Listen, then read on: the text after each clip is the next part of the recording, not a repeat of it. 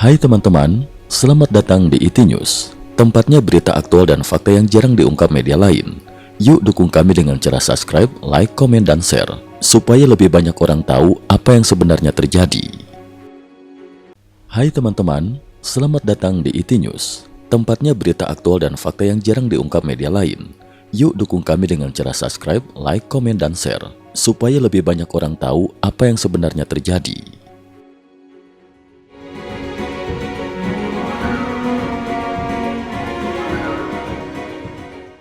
Salam pemirsa, situasi keamanan dan politik di Iran terus memburuk dan memasuki fase eskalasi paling berbahaya dalam beberapa tahun terakhir.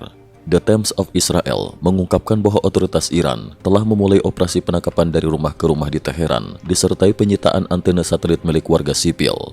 Langkah ini ditujukan untuk memutus akses masyarakat terhadap saluran oposisi Iran International TV, yang selama beberapa pekan terakhir menjadi sumber utama informasi bagi para demonstran di tengah pemadaman internet nasional. Menurut laporan tersebut, sejumlah aparat keamanan Iran bahkan menyamar sebagai petugas layanan publik, seperti teknisi listrik dan air, untuk memasuki rumah warga. Secara paralel, Teheran juga melancarkan operasi perang elektronik paling canggih dalam sejarah Iran terhadap konstelasi satelit komersial sebagai upaya membungkam arus informasi keluar masuk negara. Laporan lapangan, peluru tajam digunakan. Pada malam 11 Januari, reporter Fox News, Trey Yanks, melaporkan bahwa timnya berhasil menghubungi seorang sumber langsung dari Isfahan. Sumber tersebut menyatakan bahwa aksi demonstrasi masih berlangsung luas dan aparat keamanan telah menggunakan peluru tajam untuk membubarkan massa. Analis dan pakar militer Iran, Kasra Arabi, menulis di platform X bahwa laporan awal yang belum terverifikasi mengindikasikan jumlah korban tewas dari kalangan demonstran mungkin telah mencapai 7.000 warga sipil, bahkan berpotensi lebih tinggi. Komunitas internasional mulai menunjukkan sikap yang semakin tegas. Menteri Luar Negeri Inggris, Yvette Cooper, menyatakan telah menyampaikan langsung kepada Menteri Luar Negeri Iran bahwa Teheran harus segera menghentikan kekerasan terhadap rakyatnya. Presiden Prancis, Emmanuel Macron, mengecam keras penindasan tersebut. Saya mengutuk segala bentuk kekerasan negara yang dilakukan secara membabi buta terhadap pria dan wanita Iran, yang dengan berani menuntut penghormatan atas hak-hak mereka. Presiden Ukraina Volodymyr Zelensky menyebut situasi Iran sebagai pemberontakan rakyat, seraya menegaskan bahwa masyarakat dunia berharap rakyat Iran pada akhirnya memperoleh kebebasan sejati.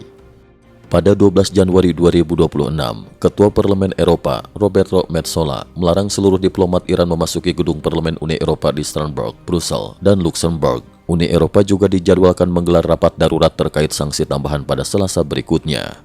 Di hari yang sama, juru bicara Kementerian Luar Negeri Tiongkok, Mao Ning, menanggapi pernyataan Presiden AS Donald Trump yang mengisyaratkan kemungkinan aksi militer jika Iran terus menggunakan kekuatan mematikan, dengan menyerukan penolakan terhadap campur tangan asing dan menekankan pentingnya stabilitas nasional. Sejumlah analis internasional menilai sikap ini bukan netralitas, melainkan pembelaan terhadap model penindasan atas nama kedaulatan negara yang berpotensi menjadi preseden berbahaya di tingkat global.